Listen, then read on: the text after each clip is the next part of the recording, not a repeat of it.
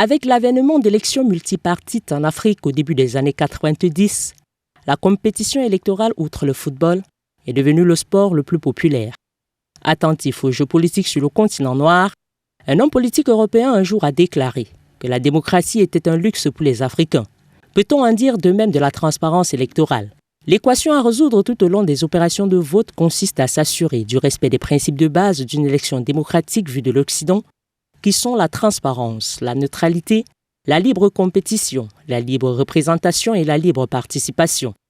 De nos jours, la multipolarisation des opérations de vote compliquerait ce processus d'avis d'observateurs. En l'état, l'organisation du vote est confiée à une commission électorale indépendante, tandis que la sécurisation et la programmation du vote restent entre les mains de l'administration publique politisée et la proclamation des résultats définitifs entre les mains de la Cour suprême ou de la Cour constitutionnelle inféodée à l'exécutif. En clair, le gouvernement tire toujours les ficelles. Il convient de confier toutes les opérations de vote, y compris la programmation, la sécurisation et la proclamation à la commission électorale dite indépendante. Avec une telle répartition, il est de plus en plus rare de voir des échéances électorales s'achever sans que des voix s'élèvent pour dénoncer des irrégularités dans le processus. Comme quoi, transparence électorale en Afrique rimerait avec fraude électorale. Autrement dit, la transparence électorale, c'est exactement comme certains types de rideaux transparents d'un côté, surtout celui de l'intérieur, pour permettre de voir si quelqu'un arrive ou pas, et fermé de l'autre côté pour empêcher à autrui de voir l'intérieur.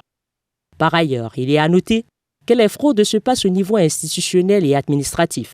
Selon les experts, en premier lieu, le fraudeur dissimule ses intentions dans des opérations de recensement général de la population en procédant au rétrécissement du fief électoral de l'adversaire, ce que certains appellent le charcutage électoral. Le fraudeur dissimule aussi ses intentions dans la loi électorale, en durcissant par exemple les conditions d'éligibilité ou de vote dans le but d'exclure tout ou partie des adversaires ou de l'électorat. C'est le cas de l'exclusion de la diaspora, du refus de la double nationalité, de la manipulation de la limite d'âge minimale ou maximale, des contraintes de séjour au pays qui passent par l'augmentation du nombre d'années requis, notamment. On observe aussi le découpage tendancieux des circonscriptions électorales. Dans l'organisation des élections, on relève une composition partisane de la commission électorale et du corps électoral qui demeure en faveur du pouvoir en place. Enfin, le plus grand facteur favorisant la fraude avant, pendant et après le scrutin resterait la corruption. L'argent permettrait ainsi d'acheter des voix, des observateurs, des leaders politiques entre autres. Cela passe par l'utilisation des moyens de l'État au service d'un candidat, soit la logistique, les médias publics, les agents publics ou les finances publiques.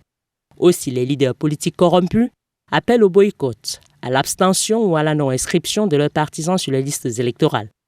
La corruption concerne également et surtout les scrutateurs, les représentants des candidats, qui acceptent contre récompense le bourrage des urnes et la falsification des procès-verbaux.